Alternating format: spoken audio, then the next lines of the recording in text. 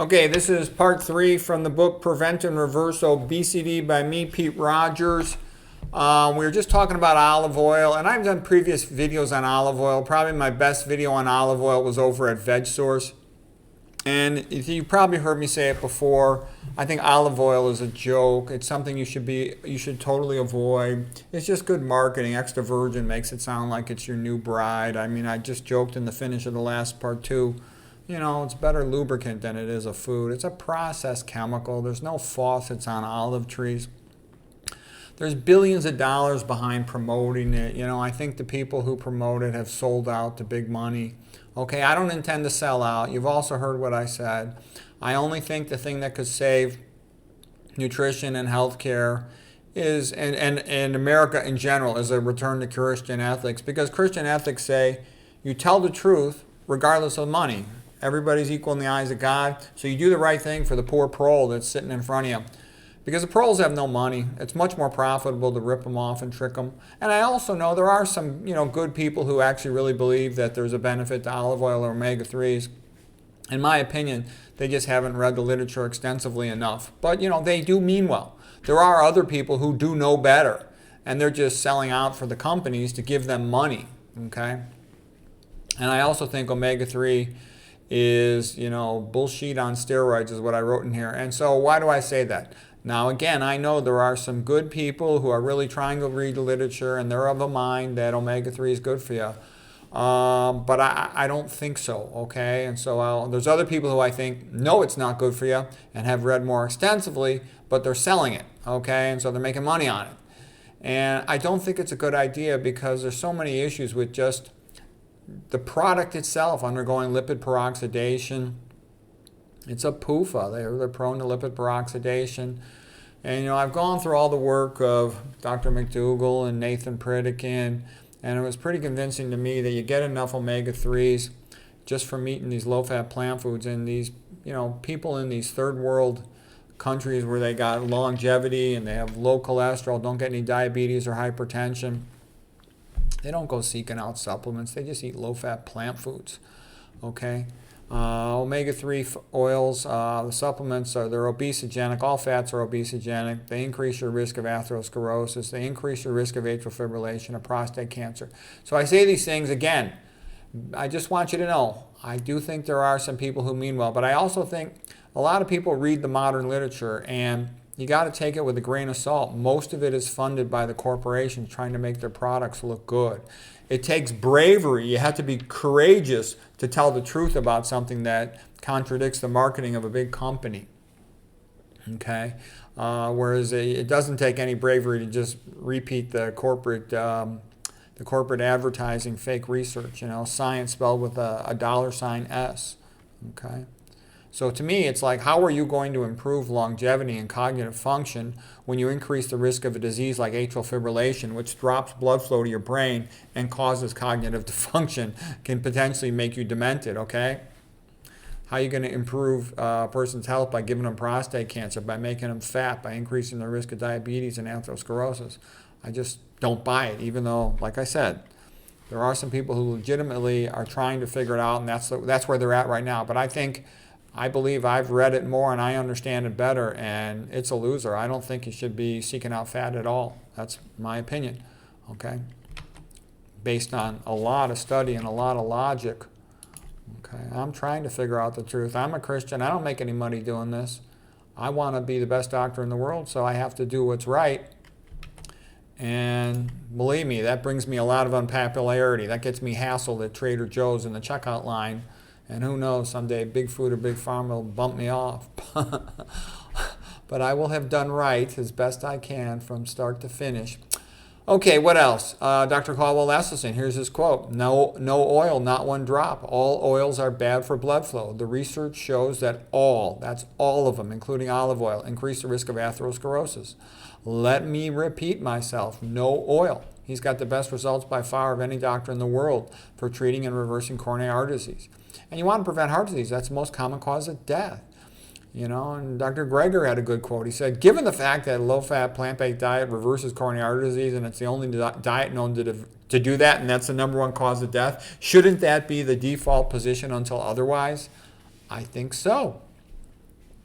In other words, this is a diet that makes you skinny. It makes you better looking. It keeps your coronaries open. The only supplement you need to take if you're on a low-fat vegan diet is methylcobalamin, vitamin B12. So it's a pretty good deal. And, for people who are hesitant to try a vegan diet, I'd say just do it for a couple months and see what happens. Do it for 3 months. You got nothing to lose. That's what all these skinny people all over the world do. Okay, let's see. It's good for your arteries, good for your brain, good for your Johnson, and everything else. Okay, rule number 4, losing the weight and getting healthy is you got to filter your tap water. Okay, there's tons of estrogenic chemicals in your tap water, and if you don't filter them out, they can make you prone to gain weight. It's a fat storage hormone, estrogen. It tells the woman's body to keep more weight on there in case the baby needs it for energy. At the very minimum, get a carbon filter for your kitchen. Estrogenic chemicals are organic, carbon-based chemicals, so you remove them with a carbon filter. I like to also remove the aluminum, which is a metalloestrogen, which you can do with a reverse osmosis filter. A nice setup is a whole house carbon filter and a kitchen reverse osmosis filter. That's a good way to go. Better yet, live in an area that doesn't have fluoride in the water if you can.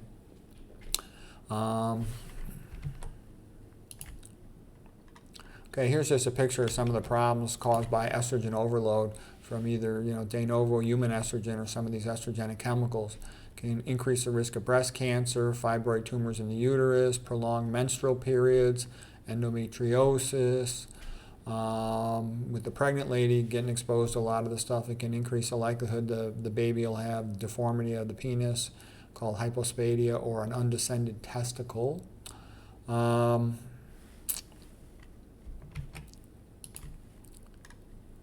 Here's this chemical structure of cholesterol, and it's a good name, chole as in bile, sterol as in steroid, all because there's an alcohol group on it right here. And so cholesterol, we do need it for our membranes to stabilize them, but our liver can make whatever we need. We don't need it in our diet at all. It's only in animal foods. It's not in plant foods. Here's the estradiol, estrogen hormone, based on a cholesterol backbone. There's actually 3 double bonds within the cyclohexane ring over here, the A ring it's called. And then you have a hydroxyl group coming off it. So the aromatic ring of like a benzene is what it really is. That confers stability, so it can stay on a shelf for years and not change. And then the hydroxyl group gives it antimicrobial properties. So this part right here, the A ring and the hydroxyl group, that's called the phenol group. And it's a great preservative. So it's in almost all the personal care products. It's in the shampoos, all of that stuff. And so that's why, I don't use a shampoo. I don't use laundry detergent. I'm a total minimalist as much as possible to avoid all these estrogenic chemicals. You don't need them. Why bother them? I don't wear deodorant either. Deodorant increases your risk of breast cancer. Shared lymphatics with your armpit, your upper outer quadrant, and your breast. And aluminum is a metalloestrogen. You got power benzoic acid preservatives or something similar to it. A lot of people shave first, and then you increase transdermal absorption and increase the exposure of the upper outer quadrant of the breast. Used to be about 25% of breast cancer. Now it's 60% upper outer quadrant increase in incidence from the deodorants, okay? Who needs it? You don't want to spray them on either. Then you inhale them. You get that stuff into your brain, the aluminum. Stupid. Okay, here's how estrogen activates the estrogen receptor. The hydroxyl group forms a hydrogen bond with the receptor, okay, the estrogen receptor. So any chemical that's got a phenol group on it is increased likely to bind the estrogen receptor. That's why when somebody says, oh, the polyphenols are so healthy, I don't know, be careful. Bisphenol, that's got more than one phenol on it. Okay, that's activates the estrogen receptor. Okay, so anyways, here's how this one looks.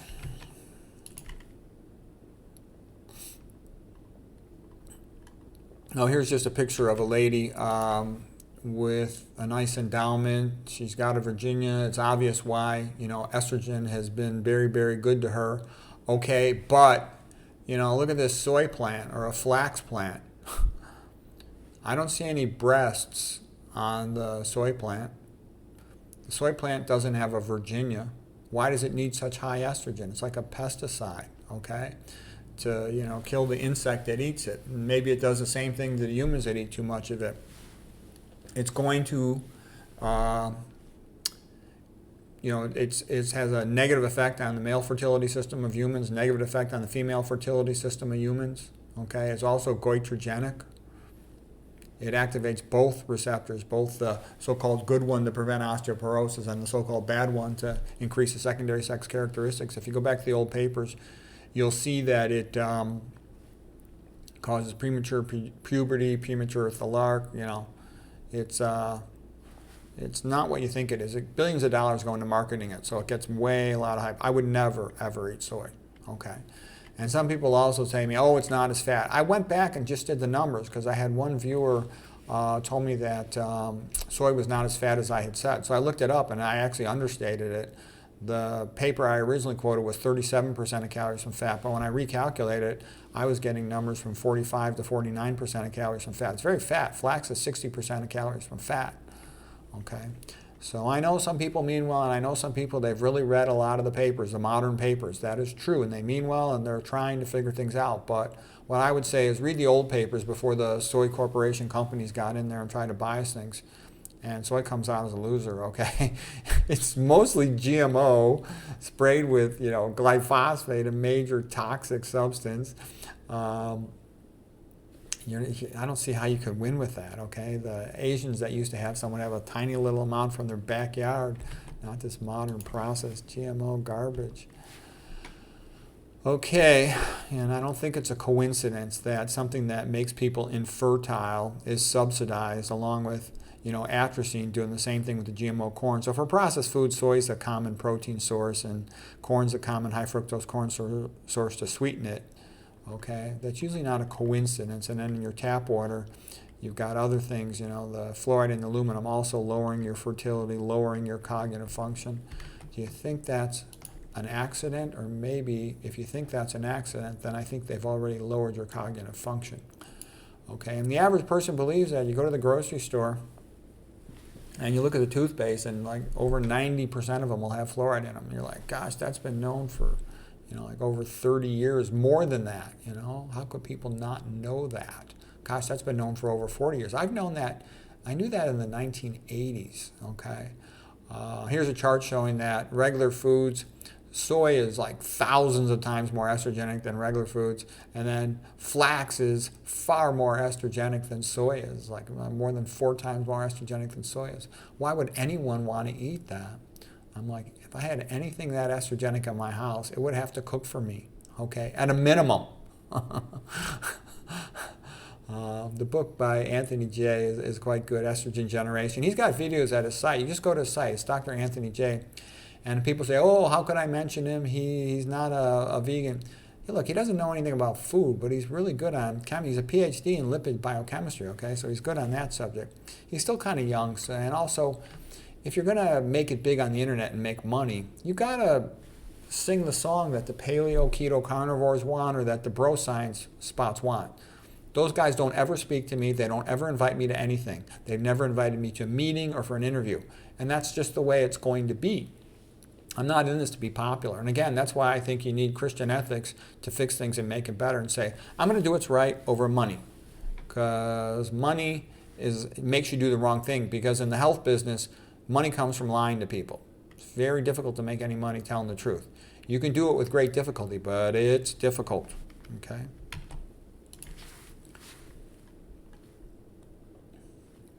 All right, well, here's Anthony J's book. And I'm telling you, it's a great book. I read like 6 books on estrogen chemistry. His was the best by far.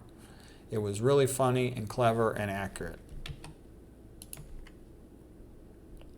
It's in my top 50 health books of all time. He writes really well. He's clever and funny. He's got a good personality.